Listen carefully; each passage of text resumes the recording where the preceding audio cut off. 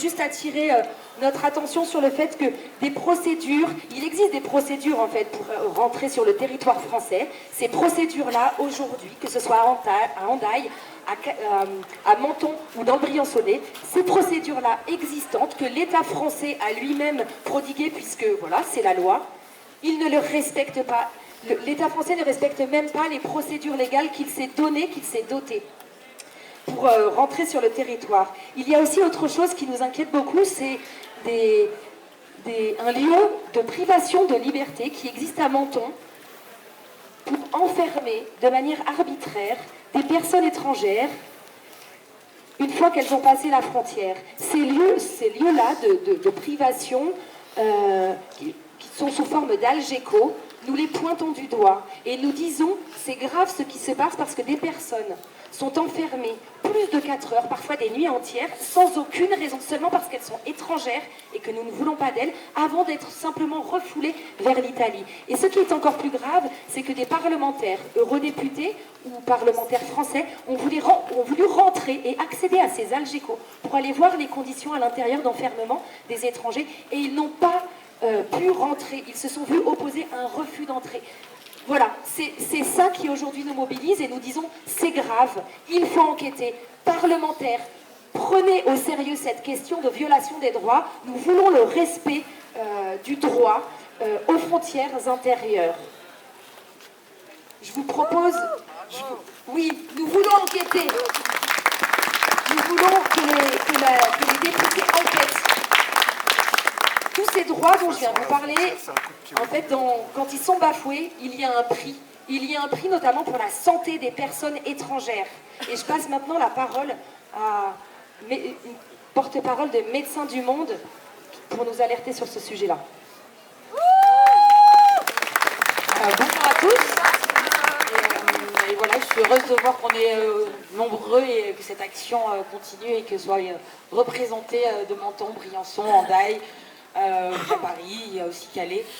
Aujourd'hui, nous, sur le point de vue médical, en fait, puisqu'en fait les droits ne sont pas respectés, on a aussi des arguments médicaux à avancer. Dans le Briançonnais, notamment, on a rendu compte que sur les personnes qui étaient arrivées au refuge, on parle de plus de 9000 personnes au refuge solidaire, nous avons 30% de ces personnes-là qui ont une problématique de santé. Et sur ces personnes qui ont une problématique de santé, c'est 30% d'elles qui ont un état de santé dégradé par le passage de la frontière lui-même. Donc vraiment, l'idée pour nous aujourd'hui, c'est d'avancer qu'en fait cette frontière a un impact extrêmement négatif sur la santé des personnes, qu'aujourd'hui, toute personne en montagne, en fait, si elle ne connaît pas le milieu, si elle n'est pas équipée, est en danger pour sa vie. Et peu importe son statut administratif, il y a une obligation, un devoir de mise à l'abri. Et face à cette mise à l'abri et cette obligation citoyenne, des maraudeurs se sont déjà exprimés et ont rentré en action.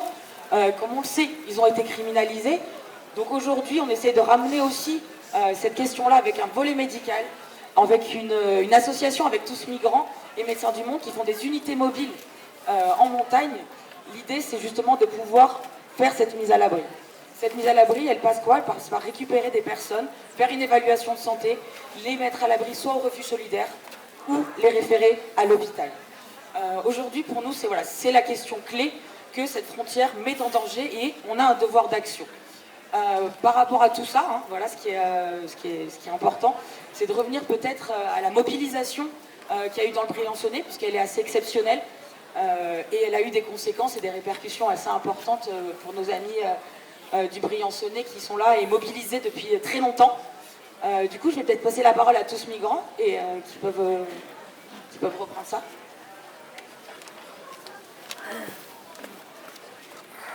Bonjour.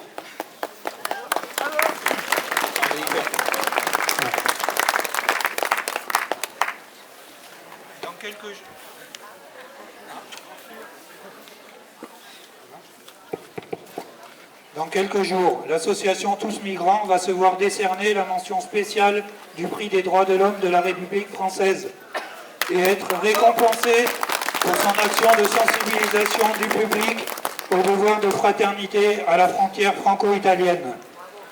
La cérémonie aura lieu au ministère de la Justice La mention spéciale sera délivrée par Madame Belloubet, ministre de la Justice, et par les représentants de la Commission nationale consultative des droits de l'homme.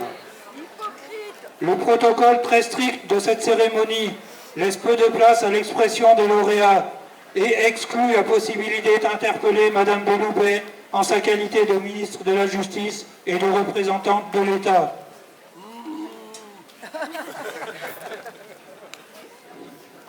Bien que l'honneur qui nous soit fait par la Commission nationale consultative des droits de l'homme confirme notre légitimité à défendre les droits des exilés, il y a quand même quelque chose d'un peu surréaliste de se retrouver récompensé dans l'enceinte du ministère de la Justice, alors que les valeurs que nous défendons et les actions que nous engageons sont bafouées et condamnées par des décisions politiques et de justice de ce même gouvernement. Surréaliste, parce que ce prix est rendu au nom de la République française, alors que les représentants de cette République se rendent quotidiennement coupables de graves atteintes aux droits des personnes migrantes à la frontière franco-italienne et de violences de toutes sortes à leur encontre, via les forces de l'ordre qui exécutent.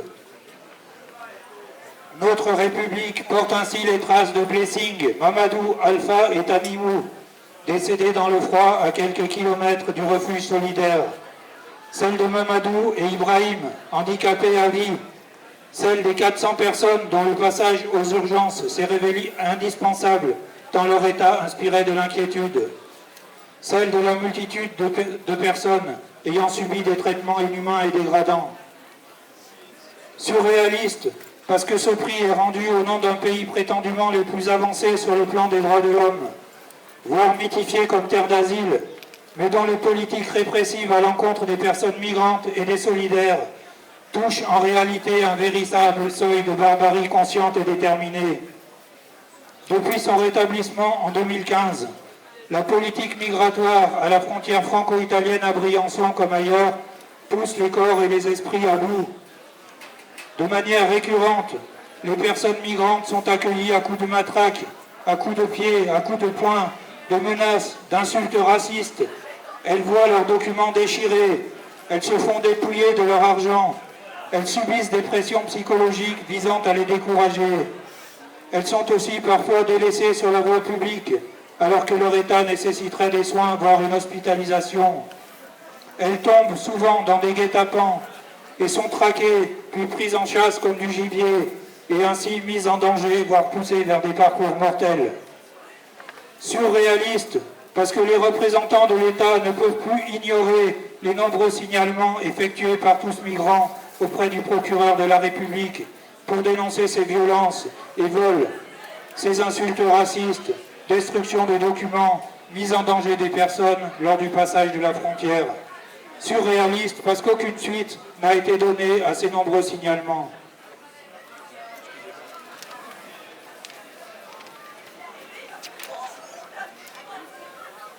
Surréaliste encore parce que les représentants de l'État ne peuvent ignorer que toutes ces pratiques dangereuses et illégales peuvent exposer leurs auteurs à des poursuites. Un policier comme un gendarme doit en effet faire preuve dans l'exercice de ses fonctions de discernement et tenir compte dans ses modalités d'intervention du fait qu'il se trouve sur un terrain, en l'occurrence montagneux et dangereux. Surréaliste parce que les solidarités qui sont récompensées par l'État continuent d'être réprimées et découragées par le même État, tandis que les idéaux de fraternité et d'humanité sont jetés par-dessus bord et que la notion fondamentale d'assistance à personne en danger semble rangée au rang des idées poussiéreuses. La relaxe de Pierre Mimbert, l'un des nôtres, par la cour d'appel de Grenoble, est certes à saluer, mais nos inquiétudes demeurent, car cette même cour d'appel a condamné un autre maraudeur solidaire dans une situation analogue, sans qu'il ait eu la chance d'avoir des journalistes à ses côtés pour filmer et témoigner ainsi des mensonges des forces de l'ordre, qui risquent de peser lourd dans d'autres affaires à venir. De plus, nous constatons que ceux qui sont là simplement pour sauver des vies, plusieurs dizaines depuis le début de cet hiver précoce et enneigé, doivent toujours se cacher de la police comme on se cache d'une milice, et sont pourchassés par cette police comme s'ils étaient des délinquants. Surréaliste, parce que les mains qui reçoivent cette mention spéciale du prix des droits de l'homme sont celles de solidaires qui, dans le froid de la nuit, vont en serrer d'autres pour les réchauffer, les secourir, leur offrir un abri pour la nuit, leur donner à manger et à boire, les couvrir, leur proposer de retrouver un peu de dignité, défendre leurs droits, s'offusquer des violences dont elles sont victimes, dénoncer des actes racistes et xénophobes qui les mettent en danger, recueillir leurs témoignages par écrit, tout ça parce que chaque jour l'État français faillit à ses devoirs les plus élémentaires. Ces mêmes solidaires ont d'ailleurs déjà été récompensés à 3 reprises du prix Méditerranée de la paix, du prix de la Société alpine de Trente et du prix suisse des droits humains.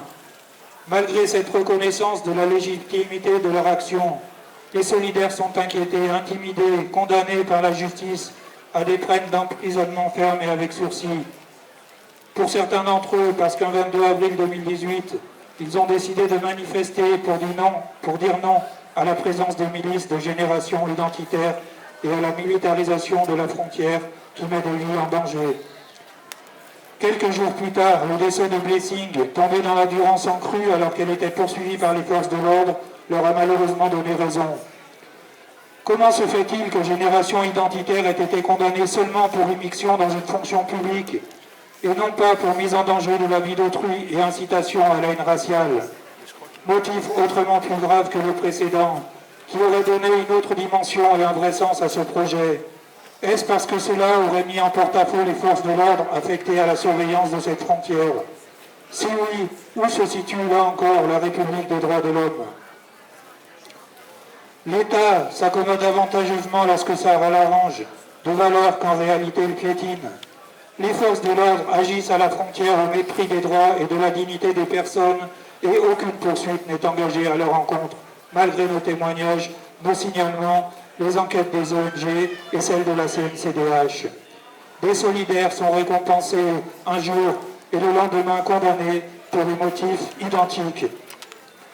La France se vante d'être signataire d'une foule de textes et de pactes internationaux, de directives européennes qui fondent une éthique de la solidarité et de l'humanité, qui ne sont plus que des mots vidés de leur sens, parce qu'elle les invoque juste pour faire oublier qu'elle ne les respecte pas. C'est cette situation inhumaine, injuste et incompréhensible que nous venons de décrire, qui justifie pleinement l'action de plaidoyer que mène l'association Tous Migrants. Dans ce contexte, quel sens donner à la remise de cette mention spéciale du prix des droits de l'homme de la République française ?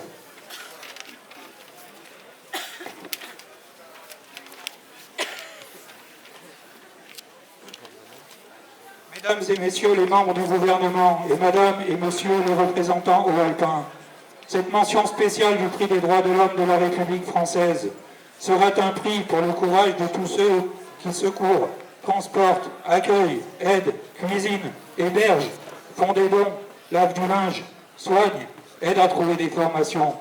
Un prix pour la ténacité des associations Tous Migrants, Marcel Sans Frontières, Refuge Solidaire, le Secours catholique, le Secours populaire, Emmaüs, la NAFE, la CIMAD, Médecins du Monde, Amnesty International et toutes les autres qui nous soutiennent.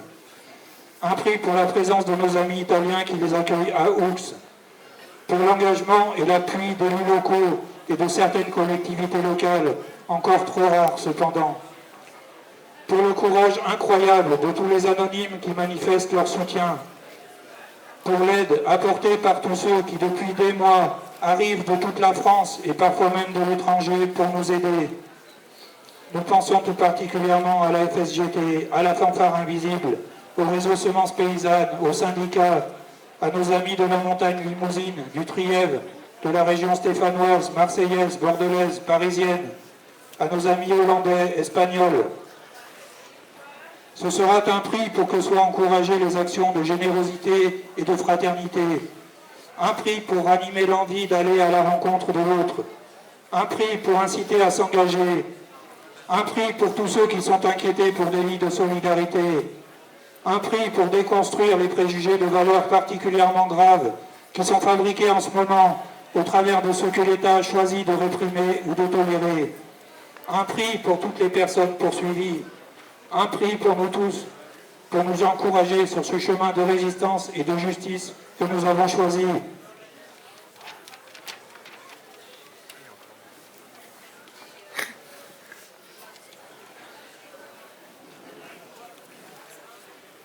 Personne ne peut plus ignorer que les chercheurs sont aujourd'hui unanimes, depuis plus de 30 ans, pour contrer l'idée d'une invasion, mais aussi pour prouver que l'on a beaucoup à gagner dans l'immigration.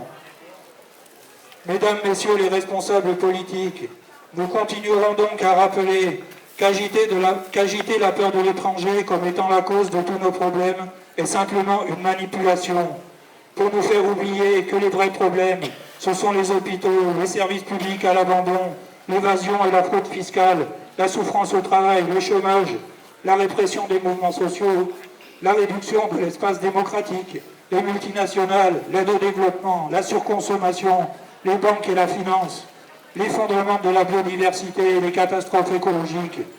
Il y aurait là de quoi occuper les ministères de façon beaucoup plus constructive et cohérente pour l'avenir de tous.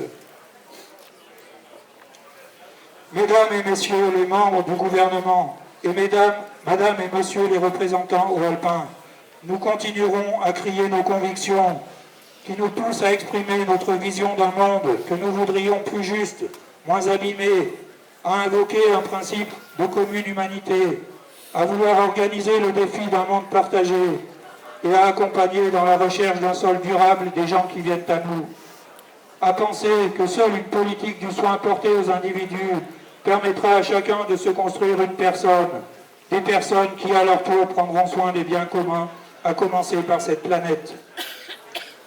À l'heure où tous les scientifiques du GIEC tirent la sonnette d'alarme en annonçant que tous les voyants sont au rouge et que le réchauffement climatique pourrait atteindre 7 degrés si rien n'est fait, que la protection du fameux mode de vie européen est illusoire, tout simplement parce qu'il est devenu totalement obsolète au vu des dernières études scientifiques, il est évident que cette planète a grand besoin qu'on s'occupe d'elle.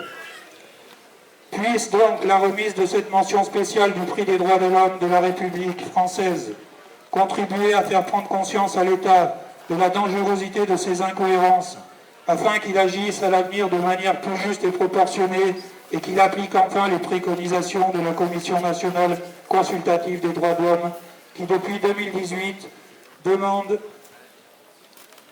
l'arrêt des poursuites contre les personnes solidaires et dénonce la zone de non-droit que la frontière est devenue.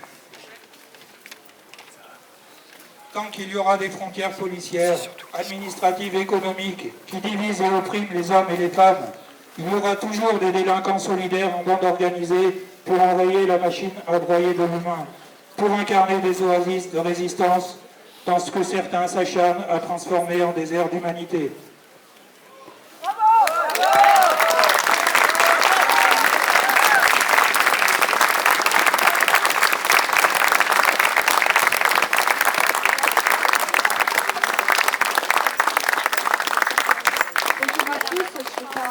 Je vais prendre la parole beaucoup moins longtemps que Benoît. Son texte était assez éloquent. Pas la peine qu'on rajoute, trop de choses. Moi, je voulais quand même appuyer encore un petit peu là où ça fait mal. Les gens, les exilés qui passent la frontière actuellement se mettent en danger parce qu'on ne respecte pas leurs droits. Les maraudeurs, avec Médecins du Monde, avec toutes les personnes qui s'engagent, Benoît vous en a fait la liste, vont en montagne, en France, pour éviter qu'ils ne meurent dans la montagne. Mais soyez-en sûrs, si les droits étaient respectés à la frontière, ils pourraient passer en bus. Il y a eu des morts pour ça, des blessés, des handicapés à vie, des personnes qui finissent aux urgences. Parce que, à la PAF de Montgenèvre, soi-disant, on n'a pas les moyens d'enregistrer les demandes d'asile. Cela a été dit par des officiels. Bien sûr, il faut une commission d'enquête pour que toutes ces choses soient mises à jour. En attendant la commission d'enquête que nous espérons, on a besoin de monde en montagne, la nuit. On a besoin de gens pour marauder avec nous, que ce soit avec Médecins du Monde ou que ce soit de manière individuelle. Donc si vous en sentez la force, c'est pas toujours facile de passer la nuit en montagne, rapprochez-vous de tous migrants, on a vraiment besoin de monde. Après, je voudrais juste faire un petit point sur les événements à venir.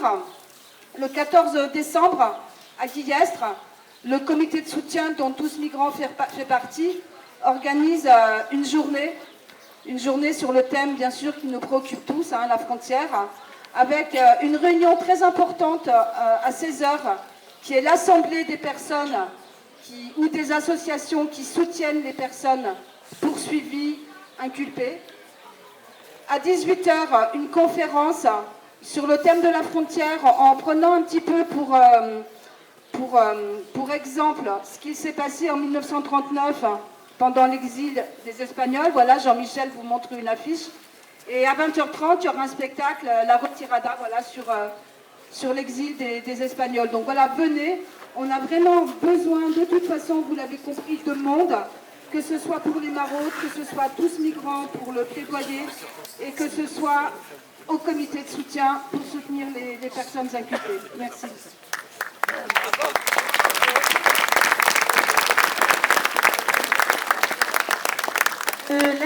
On laisse la parole à Amnesty qui voulait aussi dire un mot. Oui, bonjour. Je crois que tout a été dit. Oui, au niveau des droits.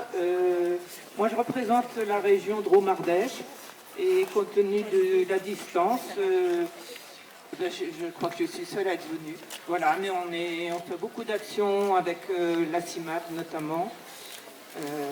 Voilà. Et même dans les terres, on participe au plaidoyer, on participe à l'accueil, on fait des refuges et on accueille les réfugiés. Voilà, mais je ne serai pas plus longue.